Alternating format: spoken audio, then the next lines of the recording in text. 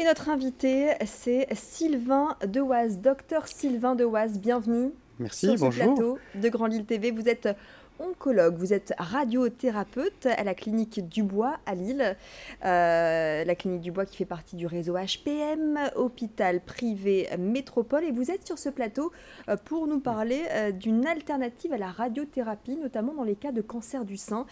Cette alternative, c'est la curithérapie. Pour en comprendre davantage les détails, je vous propose de regarder ce reportage qui a été réalisé par nos confrères de Grand Lille TV, par nos journalistes, il y a quelques semaines. La curithérapie est une technique de traitement par radiothérapie qui consiste à mettre au plus proche de la tumeur une source radioactive. Le but de cette pratique, traiter le cancer. La curithérapie ne peut pas être réalisée dans tous les types de cancers, effectivement. Les patients doivent être sélectionnés. Le plus souvent, elle est destinée à des tumeurs bien localisées. On réalise la curithérapie pour le cancer de la prostate. On peut également réaliser la curithérapie dans des cancers gynécologiques. La curithérapie limite les toxicités aux organes sains autour de la tumeur. L'avantage de la curithérapie est donc un traitement qui se fait dans le temps, sur une semaine de temps, par rapport à un traitement classique de radiothérapie qui peut s'étaler sur 1 mois et demi, voire 2 mois. Cette thérapie peut être utilisée pour traiter un cancer du sein après une chirurgie conservatrice. Elle a pu bénéficier récemment d'avancées technologiques, dans le sens où on peut optimiser la délivrance de la dose grâce à un scanner de repositionnement. Prenons l'exemple du cancer du sein. Une dame ayant déjà fait l'objet d'un traitement au niveau de son sein, en cas de récidive, malheureusement, classiquement, une ablation du sein est réalisée. La curithérapie, dans cet exemple-là, permet de pouvoir préserver l'organe en cas de récidive, en permettant une irradiation très focalisée du foyer opératoire. Cette indication de curithérapie dans le cancer du sein fait l'objet d'une discussion transversale avec le chirurgien avant de poser l'indication. Et donc reste réservée à des patientes sélectionnées. Voilà la curithérapie, je le disais, une alternative à la radiothérapie. Expliquez-nous, docteur, en quoi ce procédé représente un progrès de taille. En fait, le procédé est basé sur une façon d'irradier les patientes beaucoup plus précise. Et donc ça va offrir à des patientes qui présentent une récidive, alors qu'elles ont déjà été traitées pour un cancer du sein, une alternative à l'ablation du sein. Cette technique va permettre effectivement de garder l'organe, de garder le sein, alors que jusqu'à maintenant, effectivement, ça se traduisait par une amputation, par une ablation du sein. Donc c'est une véritable avancée effectivement dans ce sens-là. Ça concerne la récidive sur une même partie, c'est ça, quand c'est la même partie qui de nouveau est concernée par une tumeur ou... Exactement, c'est une récidive du même côté, dans le même sein, effectivement, qui a fait l'objet du traitement au préalable. Donc une chirurgie, en tout cas une avancée de taille, hein, on le disait, qui évite justement la mastectomie. Ouais. C'est important pour vos patientes pour retrouver confiance en soi.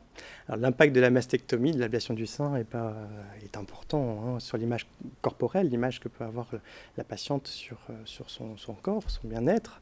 Et donc le fait de pouvoir garder le sein, effectivement, on va gagner en qualité de vie et pour le moral des patients, c'est très important. Vous le dites dans le reportage, vous ciblez les patientes par rapport à la récidive, vous venez de le dire. Est-ce qu'il y a d'autres critères ?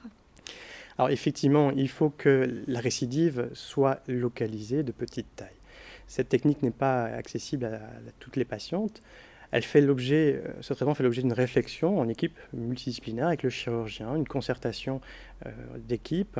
Et la patiente est éligible une fois seulement l'opération réalisée, où on a confirmation qu'on a pu retirer l'ensemble de la lésion mammaire. D'accord, donc pour l'instant des progrès plutôt qui amènent du positif, on va dire, pour ces patientes, Oui. sur le plan physique comme psychologique. Psychologique. Est-ce qu'il y a des symptômes plutôt négatifs, c'est-à-dire des répercussions négatives ? Alors cette technique permet une irradiation qui est très focale, donc en termes de tolérance, ça se passe plutôt bien. Elle nécessite par contre une hospitalisation, alors qu'une irradiation classique par une radiothérapie externe est plutôt faite en ambulatoire. L'inconvénient, effectivement, est l'hospitalisation nécessaire. Octobre Rose, on en parlait tout à l'heure, Oui. et vous êtes là aussi pour nous en parler. C'est un mois important, avec un focus sur la lutte contre le cancer. Je crois qu'à la clinique Dubois, vous aussi, ça vous tient à cœur d'accompagner les malades, même après les opérations. Le suivi, c'est important, hein.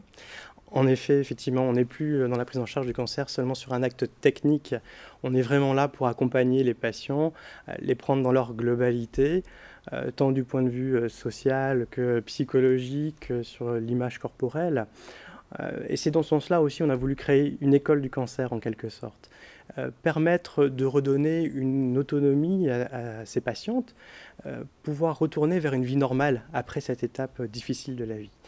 Et donc on y aborde effectivement l'aspect psychologique, comment souffler, comment chasser un petit peu les mauvaises idées.